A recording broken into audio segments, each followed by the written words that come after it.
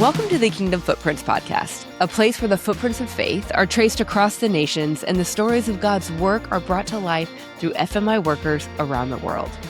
In today's episode, we travel to Deer Park, Washington, to hear from FMI emissaries Keith and Cindy Bickley. Now, Keith and Cindy serve as emissaries to the South Pacific, which enables them to travel to the region and provide discipleship training and leadership training, pastoral care, medical outreach, and many, many other things to national leaders and missionaries. The Foursquare churches in the South Pacific Islands are sending out their very own missionaries. As a result, the islands are exploding with new believers. The Bickleys have been given the task to come alongside those national missionaries and leaders to encourage them, assist them, and equip them with leadership training. This enables them to carry out the Great Commission in their own and similar cultures and settings. The remoteness of these places makes it very difficult for these pastors to get the care and training that they need to optimize their own spiritual growth. The Bickleys' job is to give them a leg up and mobilize these precious leaders as they are in the forefront of winning the South Pacific nations for Christ. But before we jump into this conversation, if you find this episode encouraging, or any of them that you've listened to, would you do me a favor and just hit that subscribe button from wherever you're listening? That simple thing ensures that you don't miss an episode, and it helps us get this good news out to others. Now, on to my conversation with Keith and Cindy.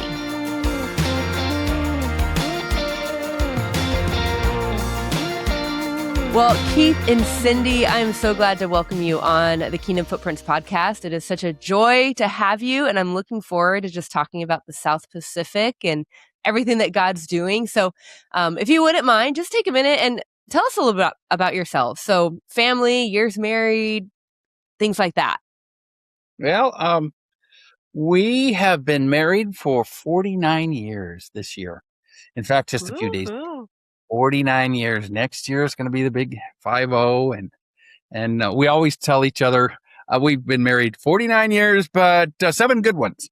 That's the same joke that we have. But yeah, and we have 4 kids and 6 grandkids. And 1 great grandson. Yeah. Ooh. Yeah. So what has been your most favorite season of life when it comes to the kids? Is it parenting? Is it being a grandparent? Is it being a great grandparent? Oh, I don't know. When the kids were young, it was good. It was fun. I helped out a lot because Cindy got her nursing license at age, how old were you? I started when I was 35, finished when I was 40. Yeah, so I took care of the kids during that time, and while she studied and worked, and so that was good. But grandkids are the best. Yeah. Grandkids. Yeah. You can spoil them and not have the responsibility. Yeah. But we awesome. love being grandparents and parents. Yeah. Yeah. Yeah, that's awesome. I love it so much. I can't wait for my parents to become grandparents someday. Well, they are grandparents. My sister has children, but I guess from me, I can't wait to watch them with my kids. Who knows when that will be? But yeah, you can go. Hey, take care of them. Let's go out. It's easier when you're in the same country, though, I guess. Yeah, that's true. That's true. Yeah, we had a lot of complaints from our kids' grandparents saying, "Hey, bring those kids back. Bring those kids back." Yeah. When we were on That's the funny. fields. Yeah. So you mentioned you're on the mission field. I know that right now you guys are serving as emissaries with FMI to the South Pacific, and we'll jump into kind of what emissary means in just a minute, but give me a little bit of your history with Foursquare, with FMI. Have you been on the field before? If so, where were you? What were you doing? And then maybe your transition into what an emissary is and how you got to become one. Okay. Well, I'll let you start.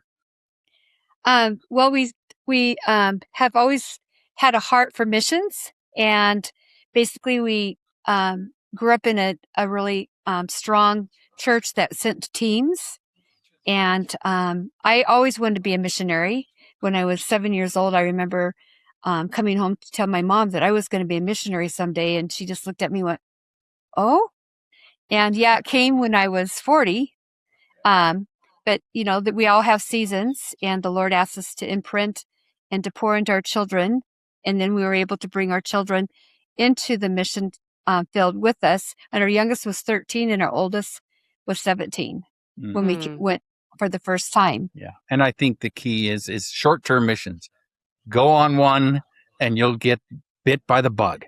I was the kind of person who going outside of the country was not something I would really desire to do. I was a little bit way over cautious about that. But Cindy's just jumped in both feet, and she went into, I think, Nepal and on a medical mission. And boy, that sounded so good. When I saw the pictures, it was just amazing. And then we went together to Jamaica, and then I got the bug, and it was difficult because it stretched me. It just stretched me beyond what I thought I was capable of doing, but it worked out good. And then we saw an advertisement from FMI about going to different places in the world. And Cindy and I prayed about whether we would be willing to do that. And she was willing. She was ready to go. She had a passport ready going. And I was at the point of, I'm willing to be willing. Willing to be willing. Okay. Sometimes that's most important. It is. I was like, okay. I saw the advertisements and came across the one country. It was Papua New Guinea. And I had to look it up. I had no idea where it was. Just above Australia, probably the most primitive place on the planet. And I looked at what was needed, and they were looking for a school teacher, actually a principal for a vocational tech school. And I had been a principal of a school for the Boeing company I taught computer programming. And so I thought, oh, yeah, I might be able to do that. How convenient. So we applied. Yeah. And it went right from there from I'm willing to absolute panic. Because we're ready to go. We sell everything. We didn't sell the house, but we sold all the furniture. We packed up everything. My oldest daughter ended up, she was in college, but my other two kids. Three kids. Yes, that's right. Our other three kids came with us, and it's like, the teenagers going, what the heck? And we took off, and we landed into Port Moresby. And this is in the late 90s. 99. And I'm big on safety, and I'm living in a safe environment. And we landed in a place that which I didn't know, which was the murder capital of the world. At that time, it was the world's most dangerous place outside of a war zone. It was insane. Wow! Jumped out of the airplane, looked around, and I saw the car we were going to go into was an armored vehicle. It was a Land Cruiser with cages across all of the windows, and we had to go in. And where we went to was fenced in with razor wire. And I thought, what did I get into? Is this insane? But yes, it is. But the Lord just brought me through it. We were able to go in and spend some time with our missionary, George and Joyce Butron. We spent a week with them, and they helped us assimilate into the culture. And it was a great experience. Yeah, it was. And all the listeners out there, sometimes you won't have that kind of an experience, but like Keith said, you got to be willing to be willing. And, of course, I'm the adventure type person. But when we brought our family into we called it the Wappy Shack. It was just a little building. It didn't even have the siding on the outside. And so it just, it had a door, and we didn't have furniture except a bed. And we're bringing 3 teenagers in, and there was no power that night. And so they they butchered a pig and put it on leaves and were feeding us on paper plates. Well, they're called bush plates out of leaves, and ripping the pig with machete in their bare hands to hand us out the big portions of pork. Thank goodness we couldn't see him right at the very beginning. Yeah. You know, it was like, ooh, because everything was real dark in there. But we went into our little house, and we're grateful to be home, you know, that we were going to start our little life. And people that came to the welcoming party, they had grass loincloths on, that a lot of the men did, and with their suit jacket. So they dressed up. They're tested with a suit jacket and loincloths. Not cloths. They were just made out of these big, looks like corn stalk leaves wrapped around their waist. And yeah, it was culturally, it was a little bit like, oh, well, this is not where Joyce and George took us. But yeah. But at the same time, it was really good because we were able to just dive right in. And Keith, with his little safety concerns, all that just goes out the window. Yeah. And says, okay, God, let's do this. Yeah. Well, we had some fun experiences. Yeah. You know, our neighbor, a week after we were there, they were fighting, and she cut her husband's head off. And so there's a big tribal war coming.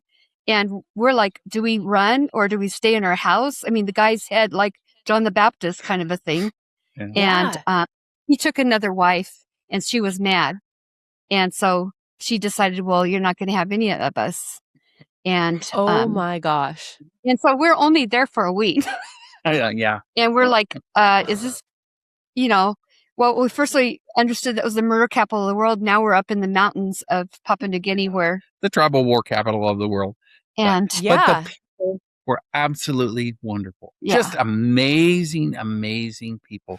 You just, when you go into villages, there'll be grass huts and dirt floors, and people come out in their bare feet, and they just give you the biggest hug you could possibly imagine, and smile and say, praise the Lord, you're here. And they're there. And then they got a little Foursquare symbol on their door or something, because they're, and they're just, it's such a wonderful experience.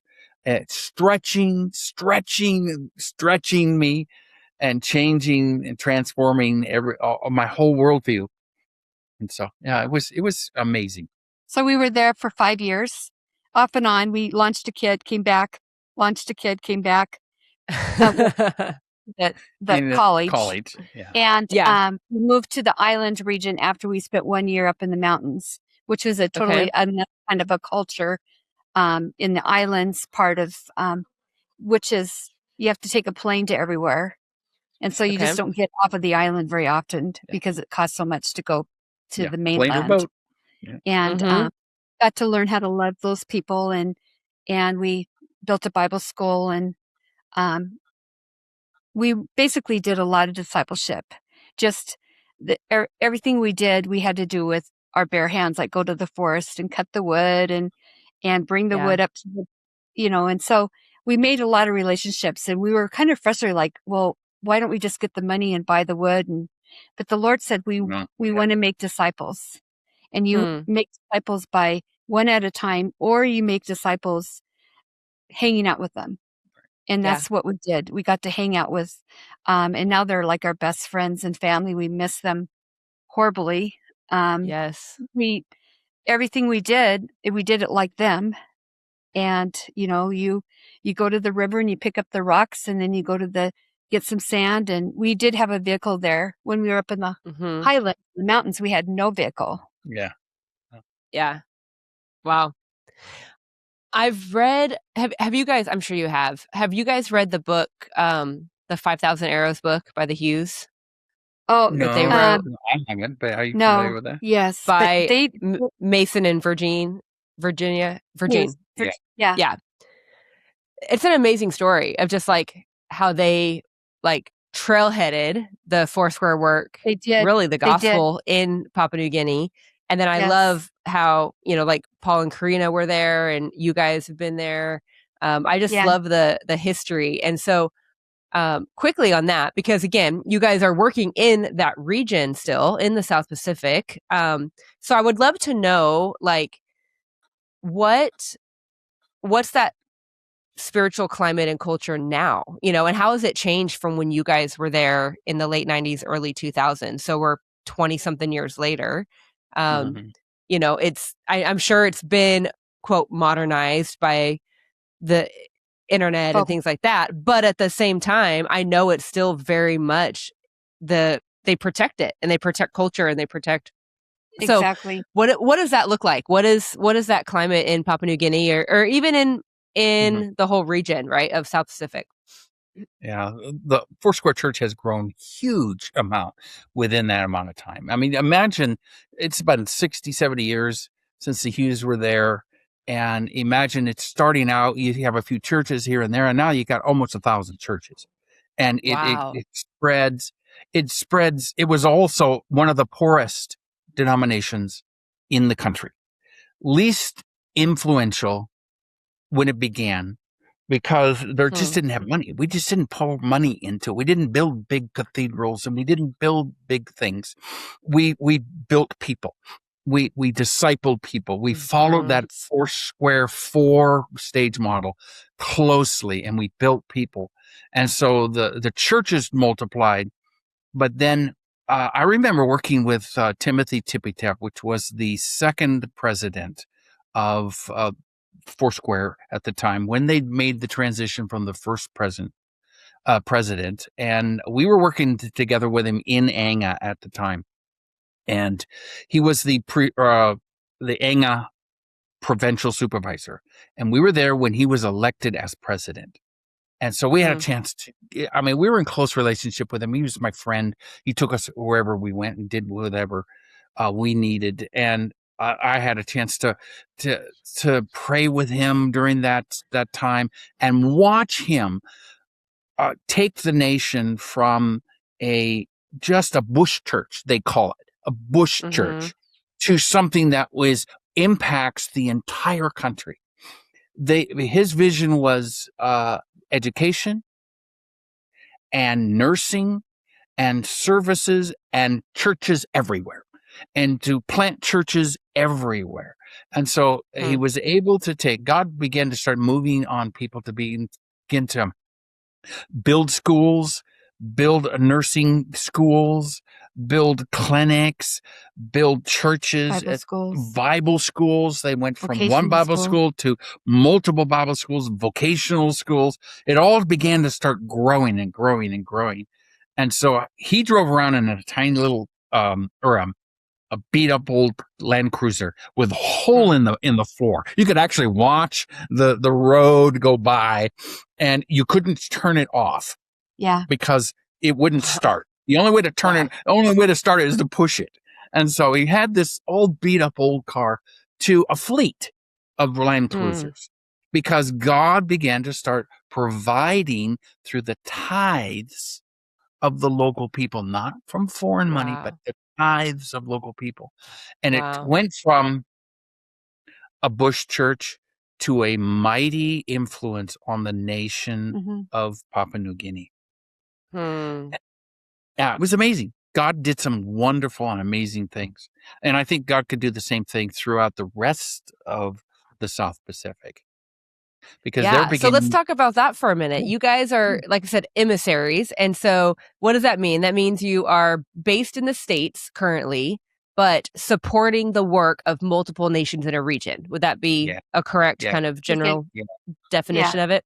Yeah. So with that being said, you're supporting the work of Papua New Guinea. You're supporting the work of American Samoa, which, if you missed it, that's in the first season of this podcast with Bam and Helen. You're supporting the work of the Harkins in New Zealand, which that's also another episode if you guys missed that one. A couple plugs there. But so tell me a little bit about that. What is God doing kind of in that region right now? Where do you guys have a footprint? Where are the works that you're supporting? And what does that kind of look like? Yeah.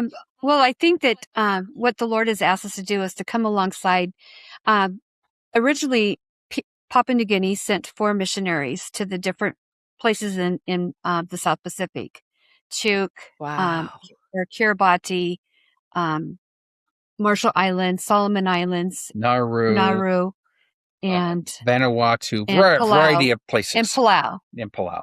And Okay. so we do is we've been given the task to come in the Harkins and the Bam and Helen. We've been given the task to come in and to provide support, whether it's doing discipleship leadership training or just sit down and hang out with them. What is going on, and then what do they need, and how can we bring in teams or like a sports camp or whatever into the South Pacific to expand the work. And that's a real and so we're doing the 4 stages. I mean, from Papua New Guinea we're doing first stage, second stage work. What these people are establishing their churches and work. So is Papua New Guinea a stage 4 church country? Yes, Yeah. it's stage 4. Wow. And has sent out missionaries. And amazingly enough, those missionaries came from the very school that we were taught. Cindy and I taught when we first came. Some of them were students in our classes. Some of them came afterwards, but it was from that area that they had the spark of sending missionaries. And so they sent. Yeah. And so back in 2018, I was able to get back into missions. So I went to some discipleship leadership training in Papua New Guinea and was able to meet with those missionaries. They came and started planting churches. And so I was able to meet Pastor William from Anga, and he supervises all of the church planting. In fact, he did most of the initial first stage work in each of these places. And then these other missionaries came and began to take over. And so we worked together with him to do the church planting in the South Pacific. But during COVID, all of the missionaries that were in Papua New Guinea or from Papua New Guinea went to a conference in Papua New Guinea in February 2020. And we were at that same conference at the time, and then COVID hit. March. And so we made it home, but none of them made it back to their nations. So they never were able to go back. It just circumstances got to the point where all of these brand new stage 1 home group and single church nations no longer had a missionary, no longer had a pastor. And they had to survive COVID through not being able to meet together. I mean, they had all of the problems that we had throughout the whole world. And so it's our task now to restart those churches. So William and I and Cindy go to these places and reestablish relationships and restart the churches, get them going back and going together. So that's our job, kind of. Yeah. Just a small thing, just a small task. Yeah. To restart churches in 4 or 5 nations. Yeah. And actually there's more nations than that William has started. And we just came back from Tuvalu, which I thought, where is that? You take a flight out of Fiji, and it's somewhere out in the middle of the South Pacific. And we just were able to check in on them, and they had still maintained their Foursquare. The only 2 families were left out of the 30 or 40 families. But they really were so wanting to establish another missionary or people to come in and to build that work back up. Yeah. So it was kind of so they're ready to push forward, even if they don't have a missionary come. Well, we're going to be sending teams, and we're going to try to gather. Our prayer is that we can partner together and get churches in the United States to partner together with these nations and say, I will help disciple a nation.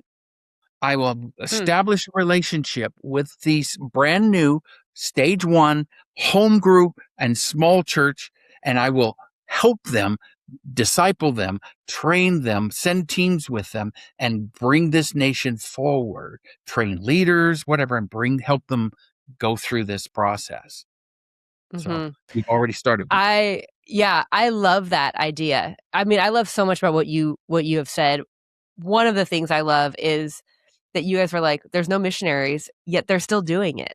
And I think that's a common mindset, unfortunately, that a lot of countries at least start out in, is like, oh, I can't do this unless I have a missionary come, or unless I have this. And it's like, nah, you really don't need us. Like, I tell people here in Belize all the time, I'm like, you don't need me.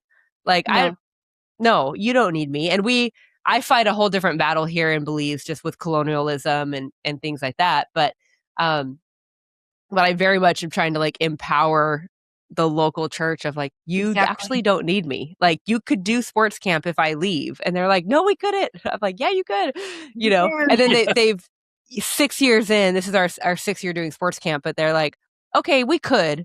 It maybe wouldn't be as good, but we could do it. I'm like, yes, you've got it. I said, I don't plan on going anywhere anytime soon. The Lord hasn't released me from this assignment, but you could do it. And so the fact that all of those little islands and countries were first started by Papua New Guinea missionaries. Yes. And then when COVID hit, they maintained for a while, like, and now they're restarting. I just love everything about that. The second thing I love about what you guys said is this whole idea of getting churches from around the world. I'm going to say, I don't want to relegate it just to the US, but like, that's right, getting churches to be like, let me adopt and partner a small little church plant. Yeah, and exactly. I love that, right? Like, all you have to be is one step ahead of them. I'm thinking like there might be some pastors of like smaller churches who are like, I don't have a mission this, I don't have this or that, but it's like, you could. Yeah. All you have to be is one step ahead of them, you know, and you're just discipling along. Let's do this together. I love that. And what Zoom helps us, and with WhatsApp and these the technology that we've got now, we can talk while I'm in the US. We can talk together. Yep. We can have a Bible study together. This is what William's been doing. William is in Palau, and he's getting over Zoom and talking with these guys and helping them, going through the Bible studies, making the connection, continuing the connection. And we're going to try to establish this kind of thing this later on this year with a church in Wyoming, and we're going to get people connected and walk together, and also to help with a healthy connection between the nation that we're working with and the church back home, let's say in the US. There could be unhealthy connections between dependencies that can be developed, but we can develop a healthy connection where we can walk together and not be dependent upon each other, be interdependent with each other instead of dependent. Oh, I love that so much. I'm thinking of like 3 pastors that I know off the top of my head that I'm like, I need to connect you guys because this might be something that they would want to do. Yeah. And I love what you said also is, you know, this type of a thing I'm picturing, right? It's not like we're saying, hey, you've got to sign up your entire life for all of eternity. But at the same time, we want a long-term commitment, right? Like, I tell pastors that want to come to Belize, yes, like Belize is a great like first missions trip, right? English speaking, 2.5 hours from Houston. Like, it's a great little trip. And so I'm all for introducing people. And like we said, kind of at the beginning, go on a short-term trip. Like, if you're on the fence about if you want to do the missions thing, go on a short-term trip. At the same time, I'm not 100% as a worker in the field interested in partnering with a church that only wants to do it one time.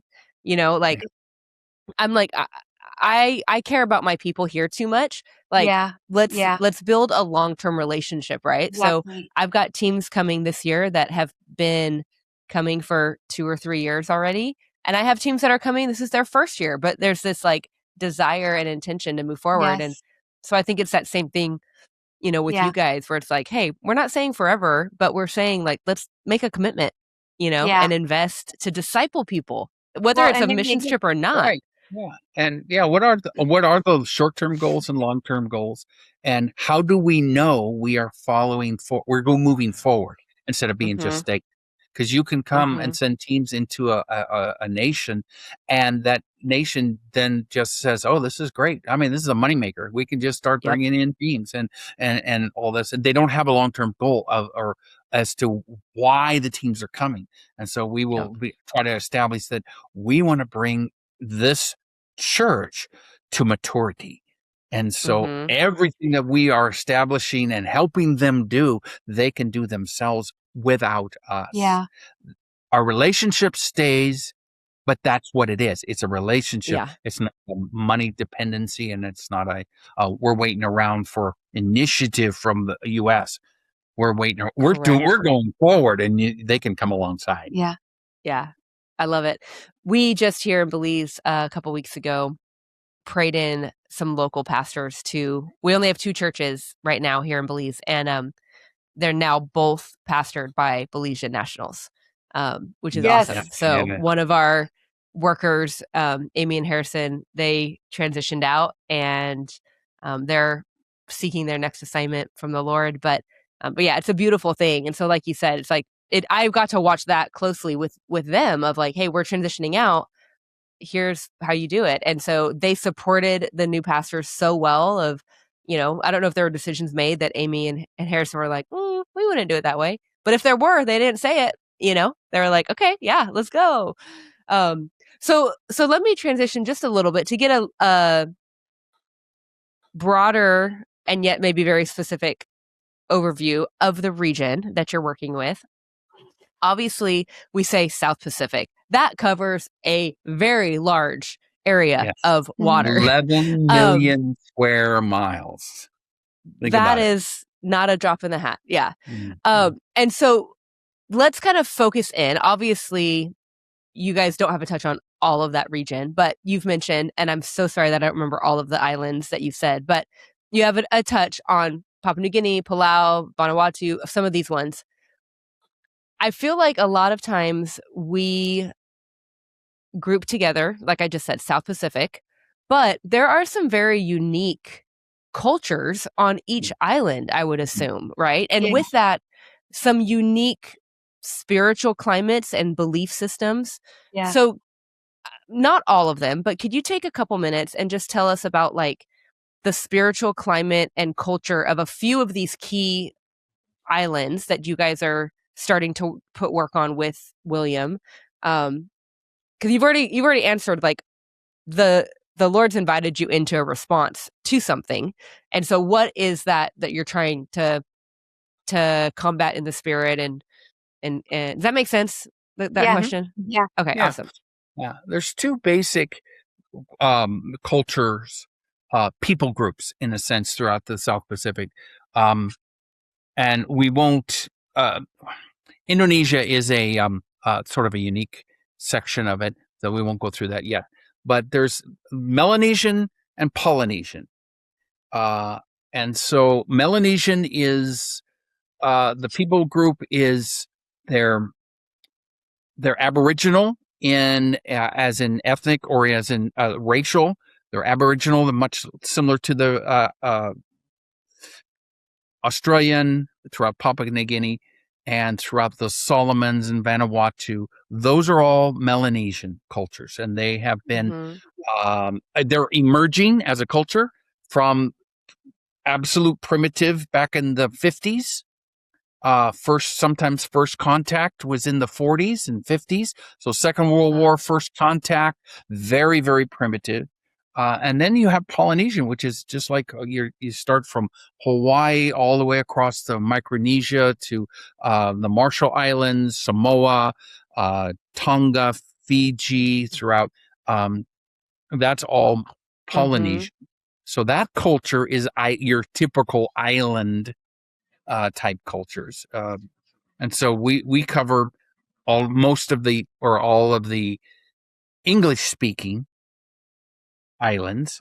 And so, and the Francophone districts and regions take into consideration islands such as New Caledonia and the Polynesia, French Polynesia, and such. Mm-hmm.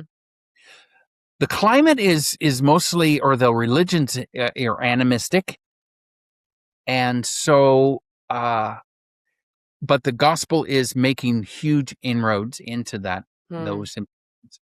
But the gospel has been in the islands, Polynesia, for many years, 100 years or so. Mm-hmm. But they are as Christian as America is. So think about that. Okay. Okay. The gospel there, but has the gospel penetrated the current generations? Generations ago, people received, so you have churches and various things built into the culture, but the underlying worldview is animistic, and that continues. And until a person is born again and spirit filled, does it? I mean, it remains until a person is born again. And we've got to disciple every single generation. So even though you have churches, you may not have disciples. Yes. And so some of the differences in culture, the Melanesian culture is somewhat homogenous in that they're kind of the same. They speak the same language, Melanesian Pidgin. And so you can communicate across those. But when you come with Polynesian, it's completely, they have a variety of cultures. Mm-hmm. Tonga has a king, and it's very tight, and a very tight culture. But then you go into like Micronesia, the Federated States of Micronesia. They're American influenced because they were American territory. Okay. A lot of military bases, American money, a variety of, so they're culture-wise, they're blending into the American culture, but they still keep their own distinctiveness, Samoa and such. So yeah. I think though too, we have to remember, like what we do is we're kind of overseeing both of those Polynesian and Micronesian or Melanesian. The thing that we're seeing too is that people want an identity, and they're so steeped in that identity of like Polynesian. They don't separate that with the Christianity. You know, they're so steeped in the traditionalism. And even if the media is there in exposing them, they still have that stronghold. And those strongholds, with the animistic, and you've kind of seen some of the dances on, like the New Zealanders, the the Maoris, and how they call on the demons and they do all the, they have a lot of that still ingrained in them. And I think too is, but they've also been introduced to Christianity with the, and so it's kind of like they've dabbled in Christianity, but they still have the stuff that's in them traditionally. And I think too, as far as the people are hungry for the Lord. Oh, yeah. And in some of these smaller countries like Chuuk and Ponape and all these Micronesian, their people they have more people leaving off of the island into the United States than there are people in the islands itself in their country. There's more people from Chuuk living in the United States than there are that live in Chuuk. And so the people migrating because of the easy transfer back and forth. They don't need a visa back and forth. But the people that are being left there are lost and hopeless. There's a hopeless, and especially from the youth. The youth throughout the whole South Pacific is ripe for revival.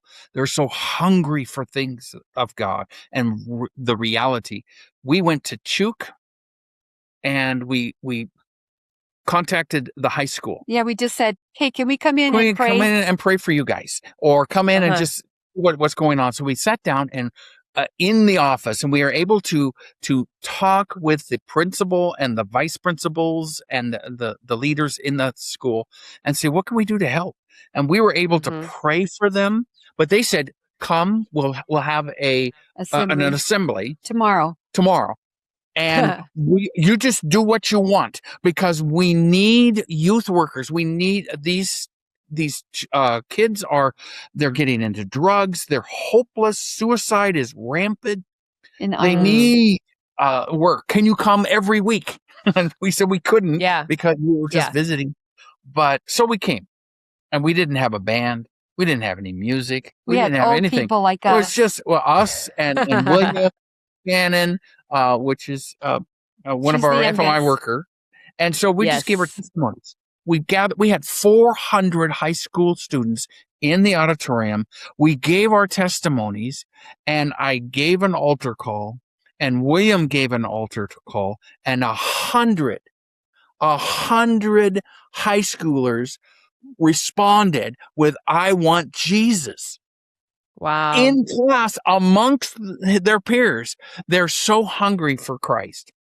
Wow. And so what an opportunity to be able to come in, churches come in with youth groups and with youth ministry, and we could transform a whole region. Yeah. And each one of those little Micronesian places, they're so desperate for good news. And their parents, they're alcoholics, and their islands, you could see that they just lost interest of even keeping anything nice, and just look like abject poverty. But they have their loved ones are sending them money back to their nations, and they're just, your heart breaks. But the Lord says, these people are ripe. We went into a neighborhood and we said, hey, we want to do a children's program. And probably about 80 kids showed up with just the afternoon. Just in the neighborhood. They all showed up there. Let's do children's evangelism. Let's do it. And we did songs. It was so, what an opportunity.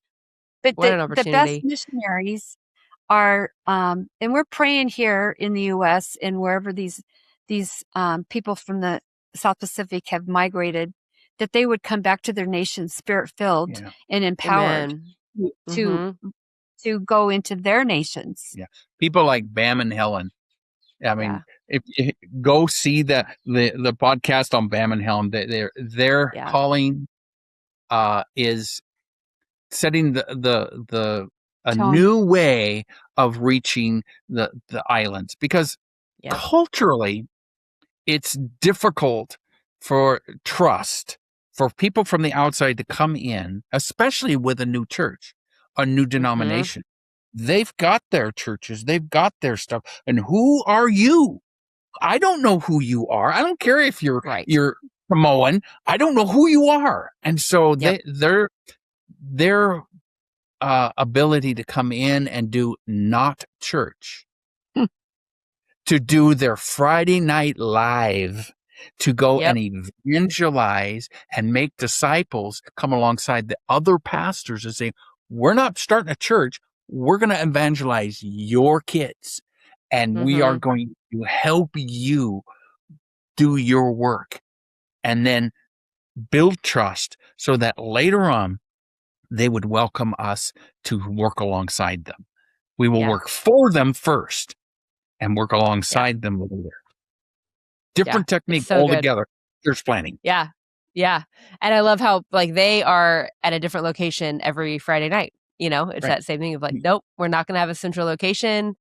We're going to partner in the community. And I love those guys. I love their story. I love them as human beings. And I love how they are embodying what you just mentioned of hopefully all these people from Took, right? They will find Jesus and get saved and then go back to their home nation, Exactly. and evangelize. I mean, that's what Bam and Helen did. They were in the US for 20 plus years and now they're like, no, we're supposed to go home, Um, and I love hearing just the ripeness of the field in that region. And it just makes me like internally, I'm just like, what's happening to those kids and those young people once you leave, right? I want to accept Jesus and we believe fully, right, that they accept the Lord, he's there, yes, saved. But then how are they being discipled? How's the follow-up? How are they learning to work out their salvation in fear and trembling? Exactly. And that's where, like what you were saying, comes in handy, not even handy, comes in so vital of we need to plant a church. We need to have partners to equip pastors to lead these young people. What were you going to say, Keith? And we need to understand how the flow of people in and out of the country. These young people, if they are educated and they've got anything going for them, they're going to want to leave, and they're going to want to go back to the United States. Okay, so we just know that they're going to leave, but they're going to leave as a disciple. That's the key. They're going to be a disciple, not just a hopeless teenager. They're going to be a disciple that they can go into the United States and disciple the people around them because they know Jesus. They're filled with the Holy Spirit because they've been discipled in Chuk or in Kiribati or in all of these different places. And so we have to realize is that I'm going to invest in you and then you're gone. But then I'm going to invest in you and then you're gone. I'm going to invest in you again. It's a river. It's a river that flows through, and we just keep on making disciples. So good. And on that note, do you guys have, I'm sure there's a ton of them, but do you have maybe one or two stories of like a name, a person, if you can share their name? I don't want to I don't want to uncover anybody, but of just that, just transformation that Jesus has done in their lives that you have experienced. Well, what do you think? Oh, we have a lot of different, different transformation stories, but which is a good thing. This is a good problem to have, trying to figure out which one to share. You could share one. Well, we invest early on, back in the 90s when we first got onto the field. You invest and you work, and sometimes you just don't see the fruit right immediately. You work hard, but you don't realize what's happening. Is that you're investing in a person, not necessarily a program or a ministry. You're investing in a person. That person will live forever, and their contribution to the kingdom of God will last forever. The ministry that you might be working on comes and goes. And so your impact as a missionary on individuals you need to realize that you're building a person. And so we had some students from our first Bible school that we invested in the islands. His name is Emmanuel, and just a young guy, just a brilliant guy. We love him, and so we invested in him for the first year and then the second year, and he's become a lifelong friend. Every time we go back, we have to visit him, and he was a single guy. And so we were always looking for a wife for him. Oh, every time we come back, we say, Emmanuel, are you married yet? No, not married yet. But he would be faithful and pastor a church here, and then he'd pastor a church there, and he would just be faithful. And finally, the Lord brought him the right person, and he's married. And so, but the last two times that we've been back, we have to make the point of going and seeing him and his wife. And he's still as poor as you could ever see. His wife works in a store, but man, he is still pastoring, and still faithful, and still working. And it's a matter of just maintaining the relationship for life. He's our son for life. And there are others that we've invested into, Aramis and some of those that, they grow in the Lord, and I think too, as far as transformation, I think it is,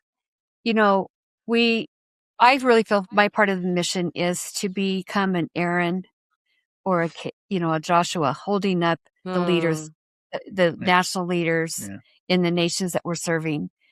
Because there's times where they get knocked down. The enemy loves to target those mighty men of God or women of God and just wipe them out. And I think we had a woman pastor when we were in Papua New Guinea that was, she suffered a breakdown, something normal. Mm-hmm. And we came back to visit her. She was this zombie. And we sat with her and prayed over her and said that the Lord would restore her joy. And I'm not sure what transpired to have that breakdown, but it was something traumatic. And I thought, this is a mighty woman of God she was going into areas where there was no work in establishing a new church, carrying the water up the mountain so she could have water to bathe. And she was just like one of those faithful servants that never had something easy. And when we saw her, we just thought, God, what's happening? And then we were able to keep in contact with her and to have her come over to our house for tea often. And she became to be better and better. And so, she was released back into ministry. And when we came back, she's planting a new church. She has her joy restored. And I just think that's the transformation I want to see, is these people back on their feet and going towards the mark. And but we do community, like crusades and stuff like that. And and we don't know the fruit of it, except we might see one kid came up and he goes, "Mama," and I was like, don't recognize you because we haven't been back for 5 years. And I thought, you are not our little boy anymore. And he goes, and he was probably about 13 when we left, and he'd become a pastor. And then the last time we were back, he's like a supervisor. And he goes, you had me over and you told me I was going to be a mighty man of God. I never thought of that. And then I thought, our words make a difference, Wow. And when he was 13, he goes, don't you remember having us over? And you would serve us banana cake, because that's what we had, lots of bananas. And we lived in a village. And what else do you make as banana? It's like manna. Oh, what are we going to do with bananas again? Right. Yes. Yeah. And I just think about those people that we spend time with. I mean, and their lives are transformed because of the time that we spent. And it's never wasted, no matter if you're in the States or you're here or you're over there. It's never wasted. It's never wasted. Yeah. What you plant is a seed that will grow. It takes time to produce fruit, but that seed will grow. And God's got some great things, but you don't see it when you plant it. But be faithful to plant. That is so helpful. Gosh, that is so helpful. I'm just sitting here like trying not to cry, just thinking about the kids that I get to impact, and that I have. There's like 13 kids that come almost every day to my house. Like, they would be here all the time if I would let them. But Monday nights we have Bible club. They call that church, and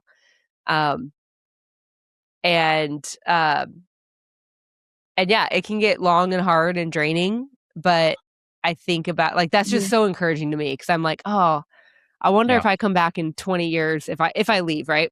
I've got a 20 years testimony. Huh? I have a 20-year testimony. Okay. Exactly like that. The very first place we went to was Wapanamanda in Papua New Guinea. Cindy taught a school, and I taught, the vocational school, and we had these young people, and I hadn't been back to that area in 20 years. Okay, we came back, and these little kids that would come over to our house every day, Cindy would teach them in school, and we would gather these little kids. Those little kids are now the principal of the school she taught in. These little kids that we invested in are now running the radio station there in Anga it's the Christian radio station throughout the whole thing. These little people are now running the Bible schools. They're running, they grew up. So And you're going to see the fruit. you're going to see the fruit. Yeah. But it is, I pray for it. and to make yourself available, I mean, I just remember sitting in the village and the kids would come over and we didn't have a car. And so, you couldn't like, oh, I need to go to the store because the store was 2.5 hours away. And, but I just remember going, they're here, and the Lord said, these are your disciples, and I wasn't thinking spiritually, but I was thinking I need to love on them because sometimes they come from homes, as you know, you have these 13 kids. They're not great atmospheres, and they have never had really somebody that just valued them for who they are. And that was kind of fun to go home, go back to and see what happened. Yeah, that's awesome. I hold on to that, and because you're right, they have horrible lives, some of them, and one girl, I'm not going to say her name just in case she was to hear it, one girl told me the other day, she's like, I come here because I know I won't get beat here.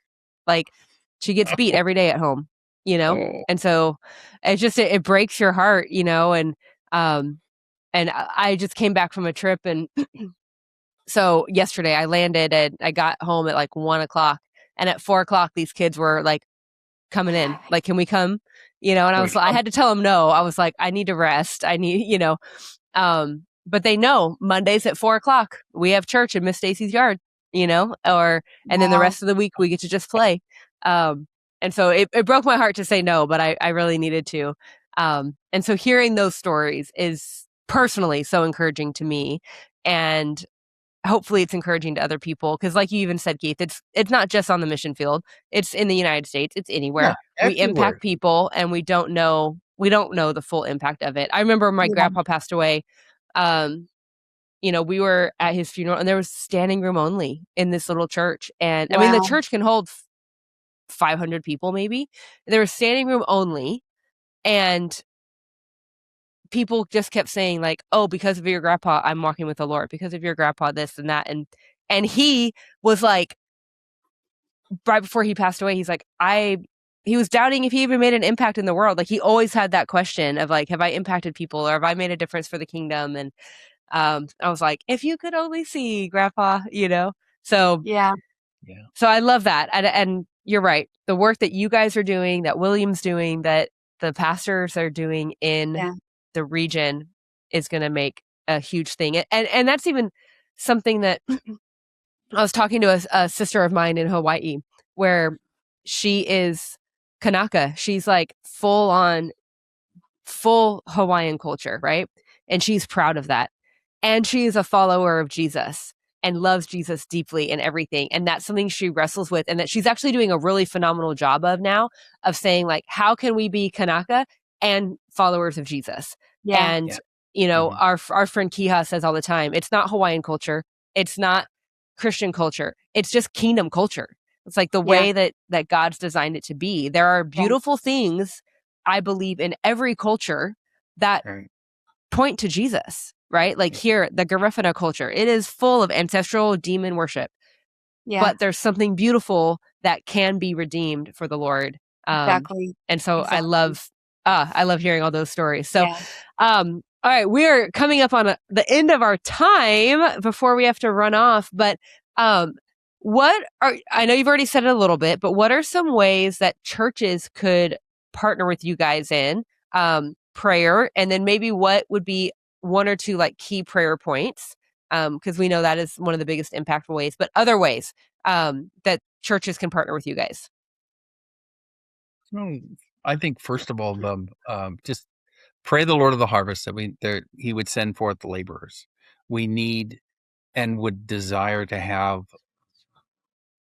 Micronesian, Polynesian people that live in the United States to look towards their people back in their home nation, and to say yes and come back. Also, just to partner, even if you're not part of that culture, to pray for the revival that is ripe for the young people.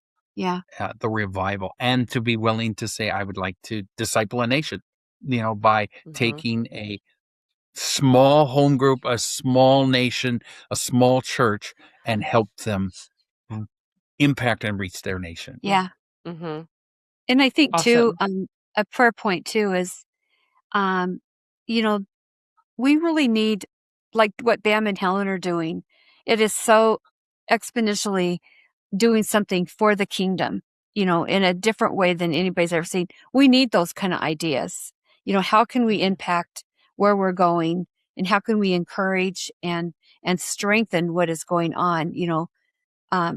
God's creative. And I just read Amy's book again, and how she was just like this off the wall, we're talking way out there, but she made an impact. And I really believe that, people, now we have to compete with social media, and everybody has a phone no matter how poor you are. And they're, but if we can do something that would capture them, I just want to see God's miracles released through the nations, because, yes, and amen. Yeah. So I think that just the prayer, and we're getting older. Of course, if we've been married 49 years, we got married when we were 13. So we're only You look great. You look great. But workers. Yeah. We need people, classic missionaries, to come and to live and stay in some of the most artist places, some of the most beautiful places on the planet. Yeah. But also some of the most difficult places to live. Yeah. Because they're so small. I always told God that I wasn't going to go anywhere tropical, that I would go to like Norway or Sweden. And Keith, when we were first getting ready for the mission field, he wrote the song, "There's no shopping malls in the jungle, so don't send me, it's not my ministry." And and he sent us to the jungle, basically the first place so we went. if anybody's watching this and they're thinking about the mission field, tell them you want to go to Sweden, and then there you go. You'll end up to the opposite side of the world, in Borneo or somewhere. Yeah, that's so good. Well, hey, how could people get in contact with you if maybe they want to respond and be like, "Hey, we want to partner with the church, or we want to bring a team"? How can people get in contact with you? And do you guys have like a newsletter or anything that you send out? How could people get that? Yeah, you can email us at KC Bickley at foursquare.org. Awesome. KC Bickley at foursquare.org. Awesome. I'll put that in the show notes. And is that the same way to get on your newsletter, or do you have a different link for that? Yes. Contact us. Yeah. Yeah. And we really thank you for the time. And I would love to connect with you. If you ever want to come to the farm, you're more than welcome to. Hey, everybody, I can put you to work. And hey, is this a podcast to bring people to the farm so we can get our work done, so we can go back out onto the... Hey, it might help, right? Like, you got to get the funds, you got to get the work done so you can go. Team building. Team building. Yeah, this is where we train them. Yeah. We have to there you go. 7 cords of wood before we leave for the next trip for winter. Yeah. Oh, that's amazing. I love that so much. Well, guys, thank you so much for your time. And I do want to ask, is there anything in this conversation that you wanted to say that we didn't get to cover today? No, I don't think so. I think awesome. I want to thank you for the opportunity to share. Well, absolutely. It's a joy to be able to bring these stories of what God's doing in the nations to the headphones or the computers of people around the world, really. And so thank you for being a part of it.